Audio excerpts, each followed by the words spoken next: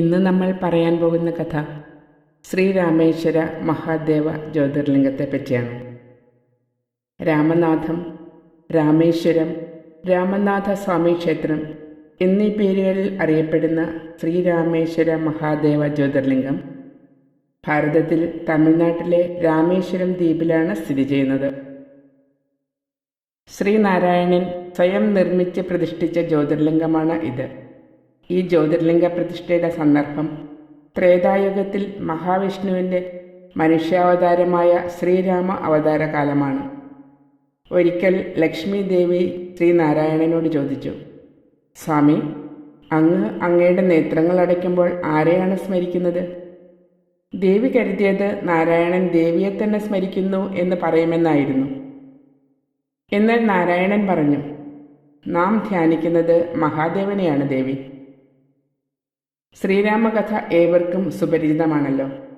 അതുകൊണ്ട് ജ്യോതിർലിംഗ പ്രതിഷ്ഠയുടെ സന്ദർഭം മാത്രം സൂചിപ്പിച്ചുകൊള്ളുന്നു. പല വിശ്വാസങ്ങളും അഭിപ്രായങ്ങളും ഈ പ്രതിഷ്ഠയുമായി പ്രചാരത്തിലുണ്ട്. ത്രേതായുഗത്തിൽ ശ്രീനാരായണൻ ശ്രീരാമന്റെ രൂപത്തിൽ അയോധ്യ നരേശന്റെ പുത്രനായി അവതരിച്ചു. ലക്ഷ്മി ദേവി മിഥിലയിൽ ജനക മഹാരാജാവിൻ്റെ വളർത്തുപുത്രിയുമായി. അവരുടെ സ്വയംവരം കഴിഞ്ഞു. രാമന്റെ രാജ്യാഭിഷേക വിഘ്നം നടക്കുകയും രാമൻ സീതാലക്ഷ്മണ സമേതനായി വനവാസത്തിന് പുറപ്പെടുകയും ചെയ്തു. സേനാധിപതിയായ രാവണൻ സീതാദേവിയെ അപഹരിച്ചുകൊണ്ട് പോയി കഴിഞ്ഞു.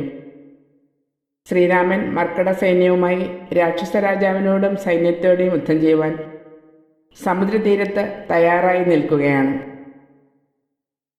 ആ സമയത്ത് അദ്ദേഹം ലക്ഷ്മണനെ വിളിച്ച് ഇങ്ങനെ പറഞ്ഞു, ലക്ഷ്മണ, ലങ്കയിലേക്ക് പോകുന്നതിന് മുമ്പായി നമുക്ക് ഒരു മഹത്തായ കാര്യം നിർവഹിക്കാനുണ്ട്. ദശാനനൻ മഹാദേവന്റെ മഹാഭക്തനായിരുന്നതായി കേട്ടിട്ടുണ്ട്. അവനെ വധിക്കുന്നതിന് മുമ്പായി മഹാദേവന്റെ ആശീർവാദവും മാർഗദർശനവും പ്രാപ്തമാക്കേണ്ടിയിരിക്കുന്നു. ശ്രീരാമൻ മഹാദേവനെ പ്രാർത്ഥിച്ചു. മഹാദേവൻ പ്രത്യക്ഷനായി. അദ്ദേഹം രാമനോട് പറഞ്ഞു, രാമ, സദാ കർമ്മനിരതരായിരിക്കുന്നവരുടെ മനസ്സിൽ യാതൊരു ആശങ്കയ്ക്കും സ്ഥാനമില്ല.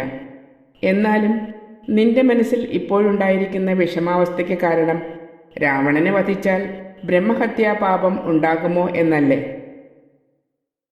ഇതിലൂടെ രഘുവംശത്തിൻ്റെ പ്രശസ്തിക്ക് എന്നേക്കുമായി കളങ്കം സംഭവിക്കുമോ എന്നും നീ ഭയപ്പെടുന്നു. എന്നാൽ രാമ, ഇവിടെ പുണ്യപാപങ്ങളെക്കുറിച്ച് വ്യാകുലപ്പെടേണ്ട കാര്യം ഒന്നും തന്നെയില്ല. ഒരു ദുഷ്കർമ്മത്തെ അവസാനിപ്പിക്കാനാണ് നീ പോകുന്നത്. ഒരു കാര്യം മാത്രം ആലോചിച്ചാൽ മതിയാകുന്നതാണ്. ഒരു വ്യക്തി കർമ്മം ചെയ്യുമ്പോൾ ആ പ്രവൃത്തി ഏത് ഭാവത്തോടെയാണ് അവൻ നിർവഹിച്ചത്? സ്വാർത്ഥഭാവത്തോടെയാണോ അതോ നിസ്വാർത്ഥമായ ഭാവത്തോടെയാണോ? ശ്രീരാമന് ആശങ്കകൾ അകന്നു. അദ്ദേഹം പറഞ്ഞു, അല്ലയോ മഹാദേവ, നാം ഇവിടെ അങ്ങയുടെ ജ്യോതിർലിംഗം സ്ഥാപിക്കാൻ ആഗ്രഹിക്കുകയാണ്. അനുമതി നൽകിയാലും പ്രഭു. ഇതിലൂടെ അങ്ങയുടെ കൃപാകടാക്ഷം സദാ ഈ പ്രദേശത്ത് നിലനിൽക്കണമെന്നതാണ് നമ്മുടെ ആഗ്രഹം.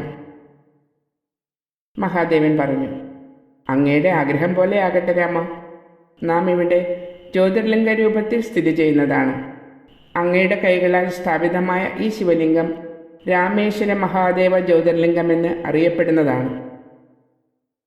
ശ്രീരാമൻ ഇങ്ങനെ പറഞ്ഞു, മഹാദേവനോട് വിമുഖത കാണിച്ചുകൊണ്ട് നമ്മെ പ്രാപ്തമാക്കുവാൻ ആർക്കും കഴിയുകയില്ല. മഹാദേവനേക്കാൾ ഏറെ പ്രിയങ്കരമായി നമുക്ക് യാതൊന്നുമില്ല. ഭക്തിപരസരം ഇവിടെ നമ്മെ പ്രാർത്ഥിക്കുന്നവർക്ക് വിഷ്ണു ലോകം പ്രാപ്തമാകുന്നതാണ്. വൈഷ്ണവരും ശൈവരും തമ്മിൽ നിലനിന്നിരുന്ന ശത്രുതാ മനോഭാവത്തെ ഇല്ലാതാക്കുവാനും വിഭിന്നങ്ങളായ അവതാരങ്ങളുടെ ഏകാത്മകത ഭക്തജനങ്ങൾക്ക് മനസ്സിലാക്കി കൊടുക്കാനും കൂടിയാണ് ഈ പ്രതിഷ്ഠ നടത്തിയതെന്നും പറയപ്പെടുന്നുണ്ട്. മഹാദേവൻ നാരായണന്റെ ആരാധ്യദേവനാണ്. അതുപോലെ നാരായണൻ മഹാദേവന്റെയും.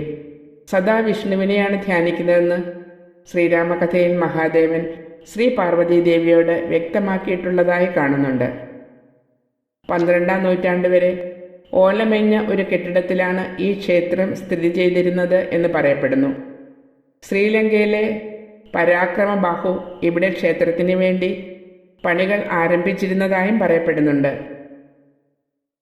രാമനാഥപുരത്തെ സേതുപതി രാജാക്കന്മാരാണ് ക്ഷേത്രത്തെ പൂർണ്ണ രൂപത്തിലാക്കിയത്.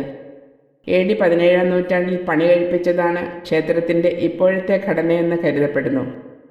തിരുവിതാംകൂർ, രാമനാഥപുരം, മൈസൂർ, പുതുക്കോട്ട എന്നിവിടങ്ങളിൽ നിന്നുള്ള നിരവധി രാജകുടുംബങ്ങൾ ക്ഷേത്രത്തെ സംരക്ഷിക്കുകയും അതിൻ്റെ നിലവിലെ സൗന്ദര്യം വർദ്ധിപ്പിക്കുകയും ചെയ്തിട്ടുണ്ട്. ദക്ഷിണേന്ത്യയിലെ വളരെ പ്രധാനപ്പെട്ട ഒരു ജ്യോതിർലിംഗ പ്രതിഷ്ഠയാണ് ഇത്.